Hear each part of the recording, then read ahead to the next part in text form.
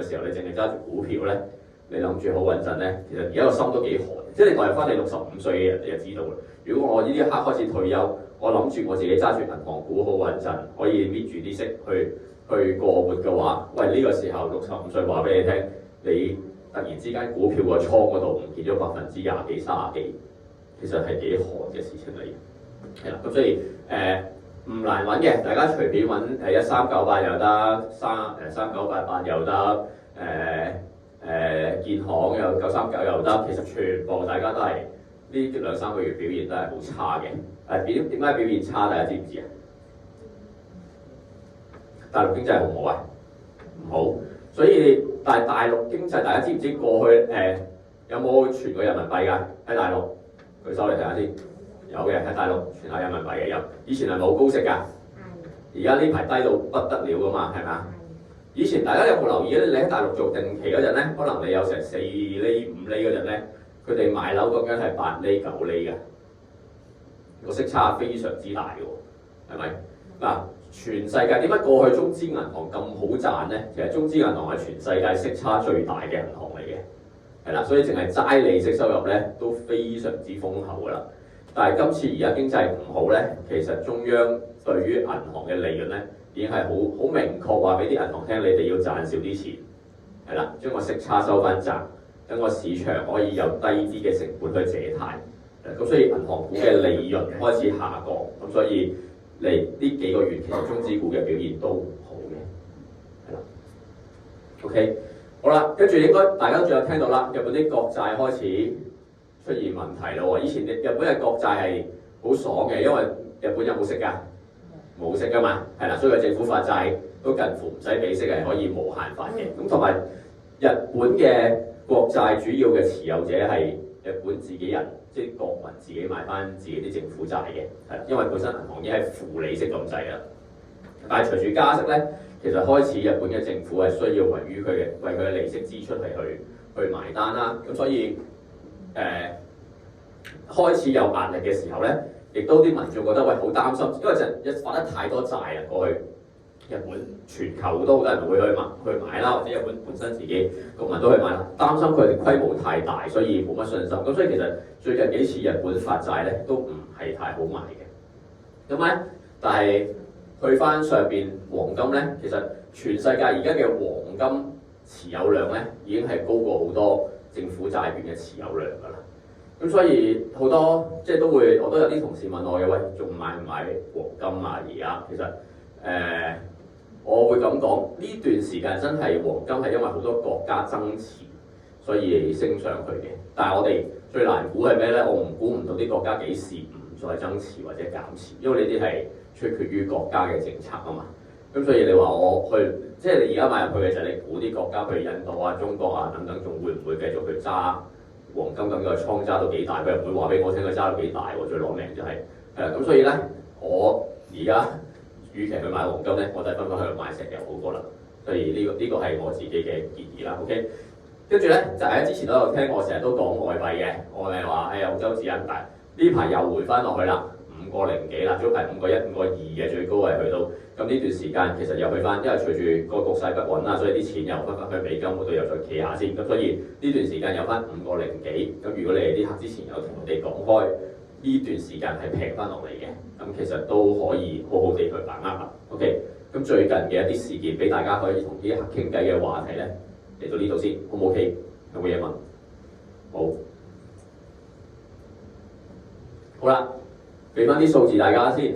7月我咪成日話澳門已經突破咗8100幾億嗰個存款嘅，其實係2年幾嚟持續增長噶嘛，個存款額。好啦，去到8月終於下跌啦個數，咁所以咧大家好留意到，其實我哋嘅存款係隨住啲利息咧係會開始釋放翻出嚟嘅。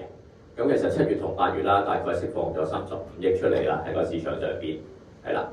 咁所以咧，不妨呢個時候問下你哋，如果識得嘅做地產嘅朋友咧，其實問佢呢個月嘅市，呢2個月嘅市係咪稍微喐翻少少咧？我問就係啦，你哋都可以幫手去調查下，其實個市場係咪喐緊嘅？係啦，所以大家其實之前話，哎呀好，我成日都話啦，啲人話好好難做生意，個市場唔好啊，或其實有個道理都係因為利息太高，啲錢全部擲晒喺個 saving account 嗰度，唔願去做嘢。咁隨住啲利息下降咧，其實啲人係開始去做嘢㗎啦。咁俾多個圖大家 ，Q1 綜合利率其實大家見到啦，港幣3009啦，其實葡指1.4、1.7啦，其實 Q2 已經係 drop 到去2.42同埋1.37㗎啦，即係存款其實已經跌咗好多，所以大家都見到跟住啲存款開始陸續到期，續期又冇咁高利息嘅時候，其實開始行翻出嚟，即係代表啲客開始願意將啲錢攞翻出嚟用㗎啦。咁所以其實本地 market 大家好好把握機會，食住減息嘅呢個勢，其實可以做多啲生意啦。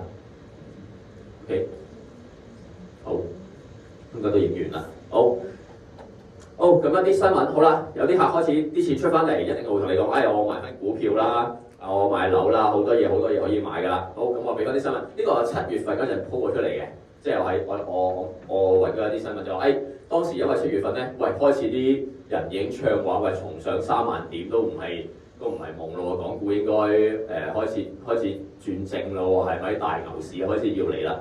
好，時隔1個月，係25000點都有啲危機啦，又開始係啦，跟住又話大行都開始出嚟喎，快啲撈貨啦，唔知係咪佢哋入咗好多貨啦嚇，咁所以我都喺度話24000、25000呢啲水位，所以大家好多時候咧，你哋嘅客其實都係睇緊呢啲新聞。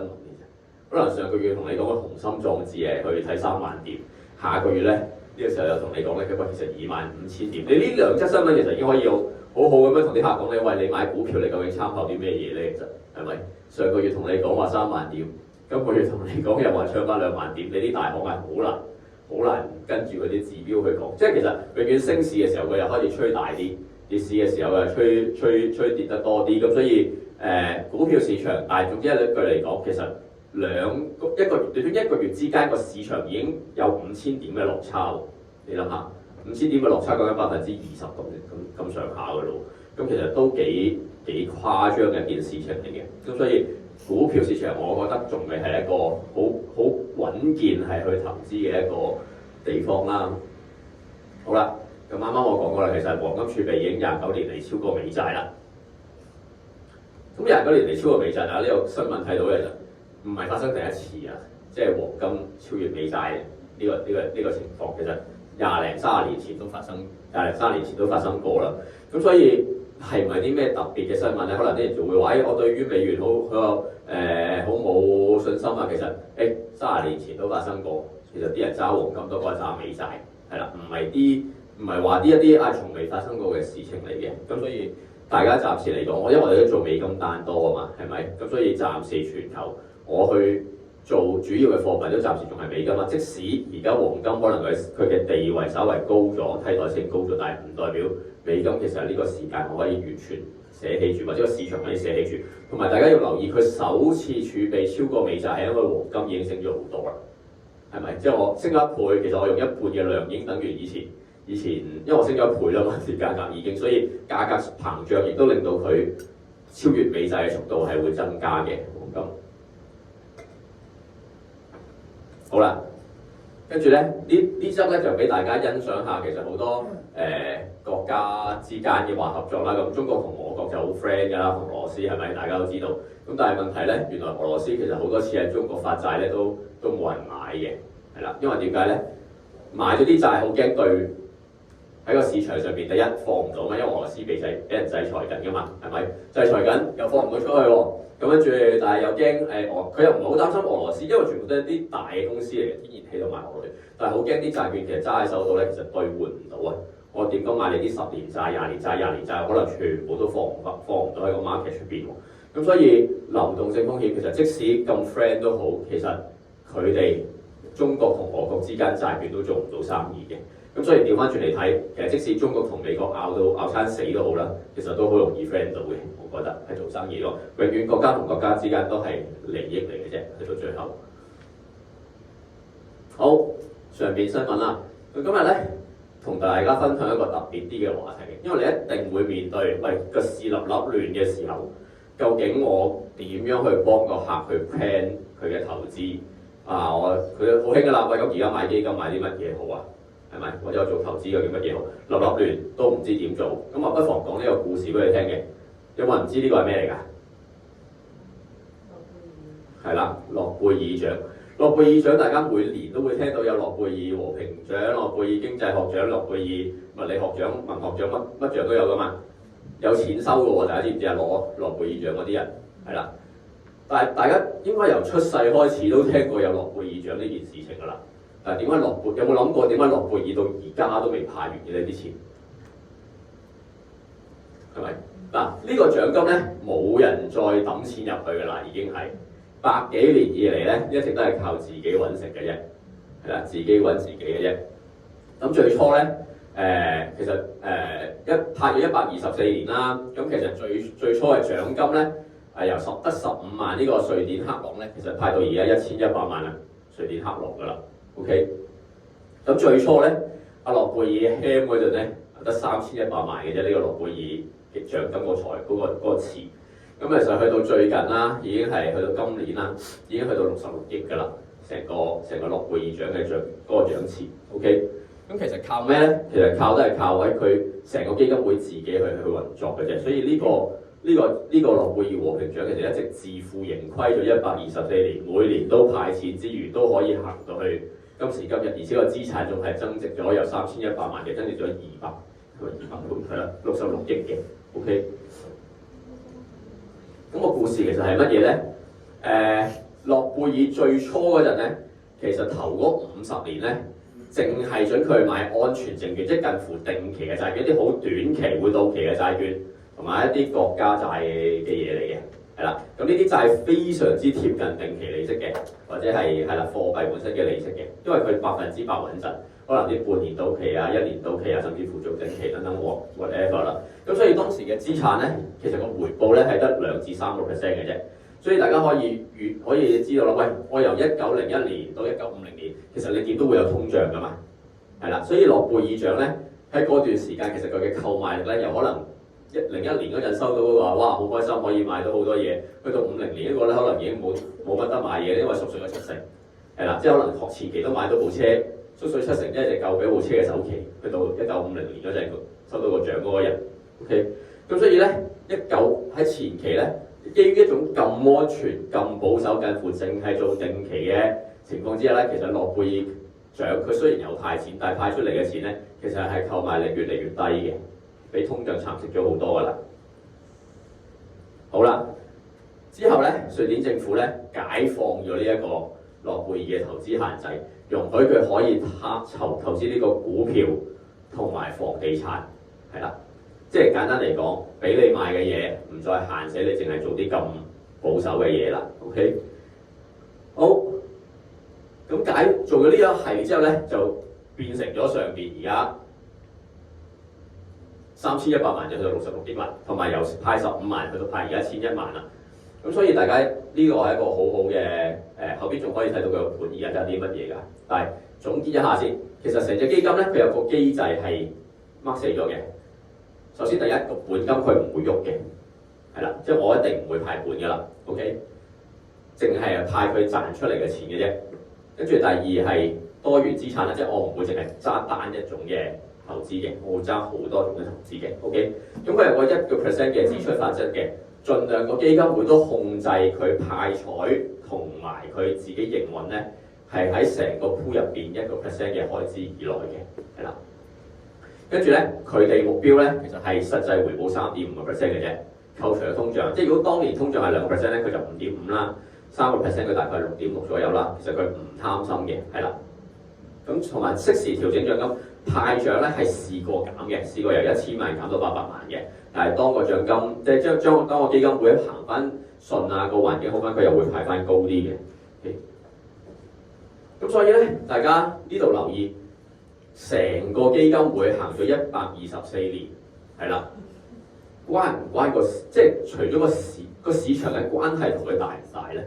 有，不過其實更加重要係個機制問題，即係究竟你個機制係咪持之以恆，可以令到你呢隻基金可以 run 到124年，係啦，而唔係話究竟你投資啲乜嘢，你點樣去投資？我放咗喺我呢個時候，我追逐啲乜嘢，追逐啲乜嘢？其實佢都係打得好散嘅，大家睇個盤。係啦，呢個係2020年個盤，不過今年咧因為今年佢冇一個 official 咁樣嘅圖，咁我又費事自己整啦，懶得整。大概每 part 都係喐1-2% 左右嘅啫，喐得唔多嘅，即係個變化。股票去到56%，係啦，喐1% 度。其他資產24% 跌咗落去，房地產係縮咗嘅，跟住固定收益11%嘅，其實喐咗少少咁樣啦。咁所以其實呢度係咪你哋都可以俾個客其實 idea 就係，總之我唔好淨係買一樣嘢，總之我唔好 all in 一樣嘢咯。你要持久去行，你係靠個機制咯，你係靠個機制，你唔係靠究竟我去買啲乜嘢，因為你估唔到個 market 係點樣行噶嘛。咁所以其實呢個故事亦都不妨可以話俾客人聽。其實喂，一個如果你想一件好穩健，你好多人都係啦，我又想投資，我又唔想高風險，我又想個回報好。喂，點樣可以令到一嚿錢不斷係咁增值之餘，不斷係咁派錢之餘，又可以揾到百幾年咧？其實佢係冇複雜嘅嘢咧，其實唔好複雜嘅啫。另類資產係其實一啲對沖基金啊，可能會有啲高息債券啊，或者啲私募股權啊等等，就係嗰個其他資產入邊㗎啦。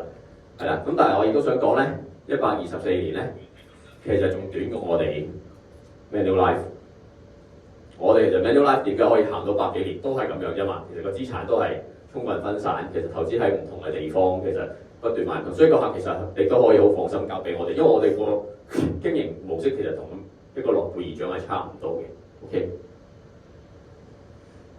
好啦，呢度仲有冇問題啊？關於呢個諾貝爾獎嘅故事，冇，我哋去下一 part 咯。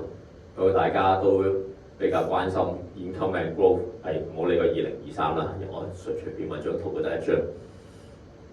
好，有買過安聯或者知道安聯嘅 income and growth 嘅舉手。好啦，我哋大部分都係 income and growth 嘅用得啦。有冇發覺佢個價好難升啊？息又派得唔錯嘅，其實係咪？但係好多客都會話：喂，美股都升到45,000幾點啦，個價都仲係8個幾人錢嘅，點解？你俾一隻咩我啊？係咪？點解咧？咁嗱，首先講先啦。安聯入邊買咩咧？第一，佢1/3係買美國股票嘅大公司嚟㗎，全部都係揸啲咩IBM 啊、蘋果啊嗰啲咁，都係你哋而家買美股都係買嗰7大巨頭㗎啦，起碼走唔甩。跟住另外一 part 咧係買可換股嘅公司債嘅。咩叫可換股嘅公司債咧？佢本身係一張債券嚟嘅，每年都有息收㗎啦。債券大家都知啦，係咪？不過呢隻債咧，佢隨時可以轉成股票嘅，係啦。譬如黃利發行一張可換股債咧，咁樣好啦，嗰刻賣咗俾阿時思之後咧，時思就揸住佢唔喐咧，就每個月收息，好似一張債咁嘅啫。不過咧，佢可以隨時見到黃利話由240幾升到300蚊、400蚊，逐一聲將佢變成一張股票嘅，係啦。咁所以可換股債咧，受唔受個股價影響咧？非常之受股價影響嘅，係啦，同步起同步跌㗎啦。佢派息會唔會好過一張債券咧？我唔會嘅，因為佢兼多咗個功能啊嘛。所以其實佢派息咧係會比本身嗰間公司嘅股息仲要低啲啲嘅，係啦。咁所以佢本身產生出嚟嘅息唔會太高嘅啫。呢度都明啊嘛，好緊要嘅，因為去到後尾你點樣去解釋翻成件事？好，後邊係高息債券，高息債券即係大家所講難聽嘅講垃圾債，係啦，非投資級別嘅公司嘅債券。咁係咪好差咧？其實唔係嘅，澳門各大賭場都係非投資級別嚟嘅啫，係啦，非投資級別喺美國嘅世界嚟講咧，都可以有啲好頂班嘅公司都未必去到投資級別嘅。咁但係高息債普遍嚟講，佢嘅利息一定係比投資級別嘅債券要高啲嘅。但係高收益級別債嘅嗰個池咧就好深，因為由3條 B 打下，可能去到 C 啊 D 啊就執笠嗰啲都係叫高收益債嘅。咁但係大部分嘅基金咧都唔會揀太低評級㗎啦，係一般都係 B 啊或者一個 B 啊2個 B 啊或者 C 都係頂籠㗎啦。OK， 咁但係息係會隨住個評級越嚟越低，佢會越嚟越高嘅。因為你一間大公司，大家可以諗下，大公司發債佢係唔使俾咁多息，都會有人同佢買㗎嘛，係咪？一間細公司發債，佢相對佢要俾多啲息先至可以吸引到人哋去買佢嘅債券啦，係咪？所以點解以前啲賭廳咁高息啊？賭廳係咪一間大公司啊？唔算啊嘛，係咪？賭廳只不過係一個喺澳門經營博彩業務嘅廳嚟嘅，所以佢咪俾到10幾20厘嘅利息咯。因為如果唔係，冇人肯存錢入去俾佢㗎嘛，會係啦。所以信貸質素同埋個利息其實係負相關嘅。你評級越嚟越高，你需要俾嘅利息係越嚟越低嘅。你評級越低咧，你要俾嘅息就會越嚟越高㗎啦。OK， 咁所以非投資級別就係唔係投資級別嘅公司，簡單嚟講。OK， 咁所以佢嘅組成部分咧，1/3係美國股票，1/3係可換股嘅公司，就係1/3係高收益，大概係呢個比率啦。佢有時會時高時低，但係唔會離開呢個規律好多嘅。好，咁但係大家發生咩事咧，就去計數啦。首先咧，睇翻隻安聯收益及增長咧，我睇佢自己個網站啊。其實佢派息咧係見唔見到8厘19左右啊，都幾高嘅。大家記得8厘19呢個字啦 ，OK？ 咁但係咧，啱啱有講佢由3部分構成啊嘛，有一部分係高收益債嚟噶嘛。高收益債咧，我喺呢度係派得6厘02嘅啫喎，本身都唔差嘅，其實6厘02係咪？好啦，即係佢隻基金入邊咧都係安聯嘅呢隻，佢自己隻美高收益債啊 ，OK？ 咁所以佢1/3資產咧，其實係賺得6厘幾嘅啫喎。係咪？好啦，咁剩翻個8厘，即係我要派8厘19喎，咁所以大家要計數啦。亦都係點解隻安聯升唔到，即係派息單位升唔到嘅原因啦。OK， 假設有個客有100萬，今日佢派8厘19，佢係咪應該有81900啊？全年收嘅利息，好簡單啦，呢條數係咪？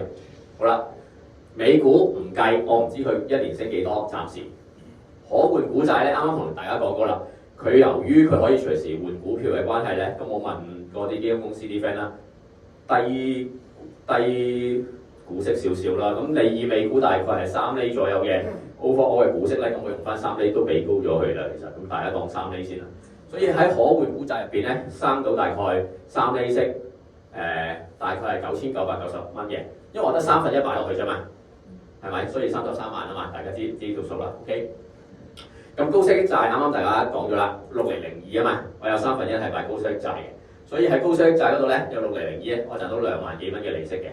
但係個缺口咧，其實兩個加埋咧，即係可以實質收息嘅部分咧，兩邊加埋得30036蚊嘅啫喎，係咪？即係呢兩 part 真係可以賺到息嘅地方得3萬蚊嘅啫喎，但我要派8萬幾蚊出嚟喎，咁佢要靠咩咧？靠喺股市入邊可以升到嘅部分，成隻基金可以升出嚟嘅地方去賺錢啦。咁但係大家知道債券啲波幅咧就唔高嘅，即係你要佢一年升10幾20% 咧有啲難度嘅，因為債券本身即使高收益債咧都冇咁大高波，冇咁高波幅，因為佢係隨住個利息加同減個價格會比較喐得犀利嘅。咁但係個問題係加息唔會個月加啊，個月減啊，可能你一年都係加過一次22年係好奇怪嘅，你算係1年可以加咁多次息，咁但係呢啲唔常發生，所以本身債券個價格 stable 嘅，咁我唔理個債券，我當債券冇升冇跌啦 ，OK， 咁但係喺債券個 part 唔升唔跌嘅話，我哋需要喺個股票市場要幾多回報，我先至可以做到呢8厘19咧？嗱，大家可以留意頭先我講美股，我有33%喺入邊嘅，可換股債我有33%喺入邊嘅 ，OK， 咁所以得呢兩 part 係關個美股事，即係我可以賺到資產增值嘅回報嘅啫，咁但係咧生到嘅息咧暫時得3萬蚊，所以我缺口咧其實係有51000幾，係要靠喺個股票市場入邊賺翻嚟嘅。OK， 51000幾代表我得66萬，我係食到個股票市場嘅回報嘅啫。我呢66萬咧，我要賺5萬幾咧，我需要賺7.7%，我先至可以攞到呢81900翻嚟。大家明唔明條數點計啊？係啦。好，講多一次啊，怕大家唔明。首先100萬，我要賺81900嘅利息翻嚟 ，OK。但係咧，美股我唔知啦，因為本身升要睇佢升跌啦。可換股債咧賺到9900嘅，高收益債咧賺到2萬蚊嘅。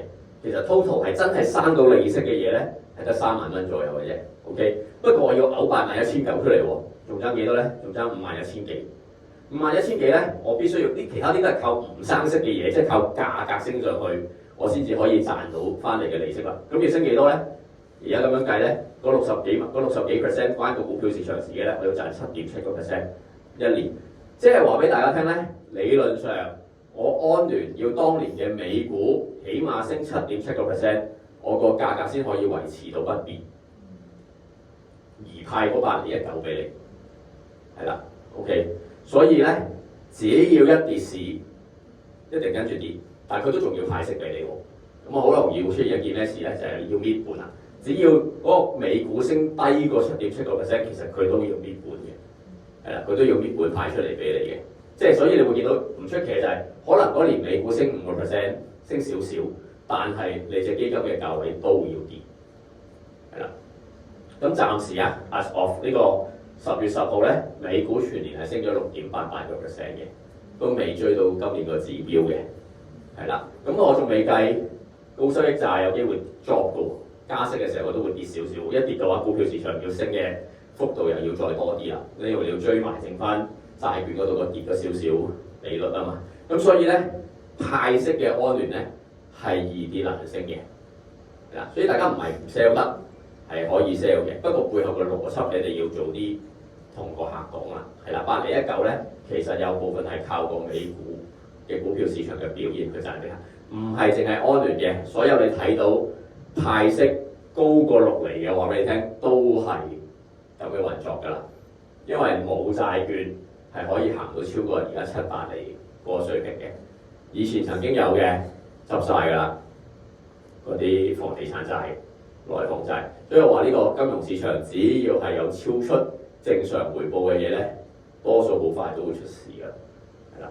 咁所以大家知道嗰個 logic 其實你可以買安聯，如果派息嘅話，一定會係產生出現呢個問題。如果唔想出現呢個問題點啊？我淨係買債券嘅基金，係啦，因為債券基金基本上債券派嘅息係佢本身自己呢一個債券市場入邊會產生出嚟嘅嘢嚟嘅，佢唔需要求個股票市場賺翻嚟去派俾個客嘅，係啦。所以你哋想個本冇咁容易要搣出嚟，越搣越少嘅話，你哋就買純債券嘅基金，不過派息係冇咁高嘅。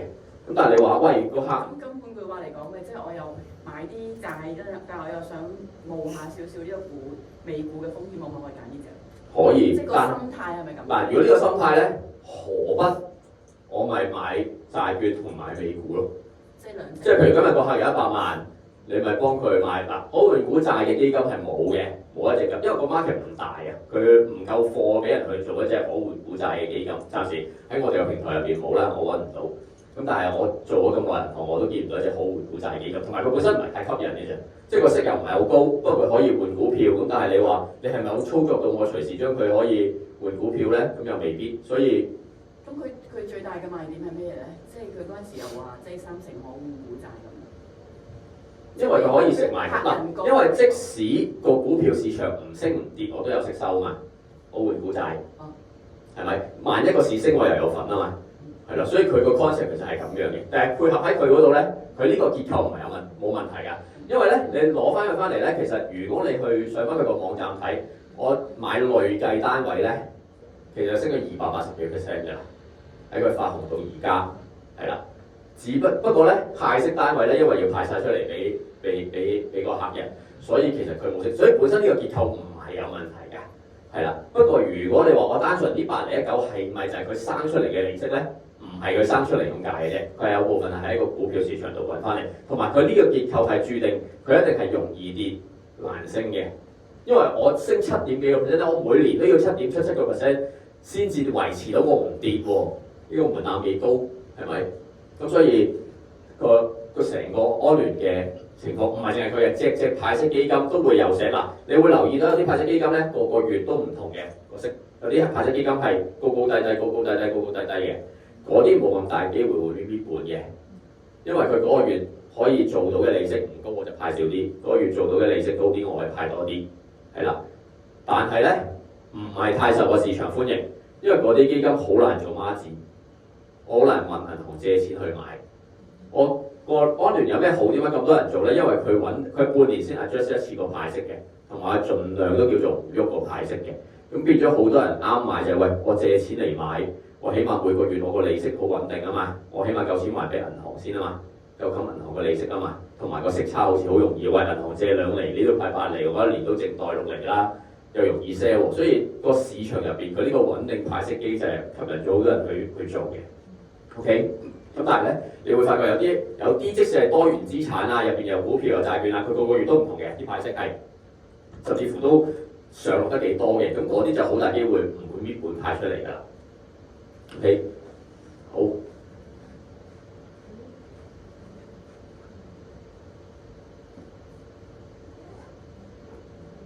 翻翻嚟呢個圖先啦。所以而家咧，其實大家應該去嗱，你同啲客 review 咧，我覺得而家安聯真係要喐㗎啦。啱啱第一個策略咧就係、如果你仲係好中意美股，好中意派息咧，但係咧盡量同個客拆翻開，你買一隻叫做美國股票基金嘅嘢，係啦，買一隻叫做美國高收益債券嘅嘢。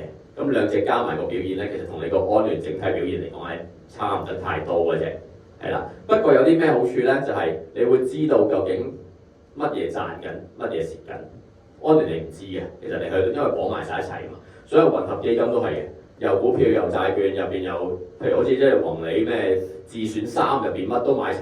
佢表現唔好嘅時候，或者表現好嘅時候，你都唔知你個 B part 做得好，係咪？但係如果你同個客我咪美股買50%，或者你美股買30%，我70%買債穩陣啲，其實都 OK 㗎。總之我咪高收益搭一隻股票咯。其實同安聯嘅表現已經唔會差太遠嘅啦，可以話俾大家聽。咁但係咁樣買有咩好處咧？雖然我息收少咗，但係我唔使限制咗我喺唔好嘅市況，我都要搣咗啲息出嚟啊嘛。咁我股票市場表現唔好就我咪坐咯，係咪？坐到佢個美股上翻去先至繼續放又好揸又好咯。但係安聯唔係嘛，佢始終要派息俾你，即係低市嘅時候佢都要去 redeem 一部分嘅貨去派息俾你，即係焗你蝕都要賣。難聽呢個就係，所以咧第一個 review 方法就係、即係你覺得安聯係好好，但係想企理翻件事情清楚翻嘅，就有一隻美國嘅股票基金。加一隻美國嘅高收益基金，即係呢度嘅紫色同埋黑色，係啦，紫色同埋黑色。大家知道我好中意黑色嘅，即係其實我自己好中意買高收益債嘅。咁呢兩隻都係核心嘅投資嚟㗎，其實可以話係。點解唔係投資級別嘅債券啊？低息。第二咧，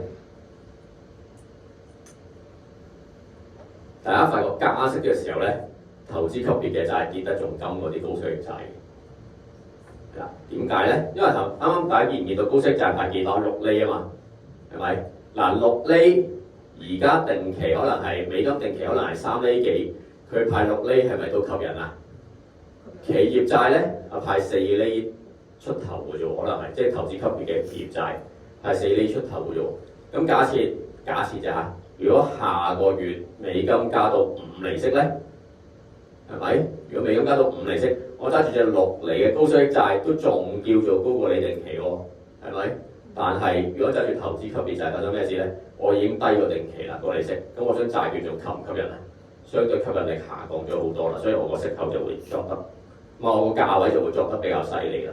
所以受利息影響咧，其實越貼近定期利息或者越貼近呢個市場利息嘅債券咧，係受個利息影響係越多嘅，當然同埋個年期都有關係啦。所以高息債我自己中意揸嘅係呢個，但係高息債咧，我一定係用基金買嘅，因為點解咧？高息債代表個信貸評級相對低啲啊嘛，即係難聽啲講，佢唔兌現或者佢執笠嘅機會大啲啊嘛。咁有咩方法咧？我買200間，你其實隨便攤開高息債公司都200-300間嘅，因為個方法就係你唔會200-300間呢啲公司一齊執笠噶嘛，係咪？咁我咪用分散投資嘅方法，其實去將呢個高收益債券嘅信貸風險去減低咯。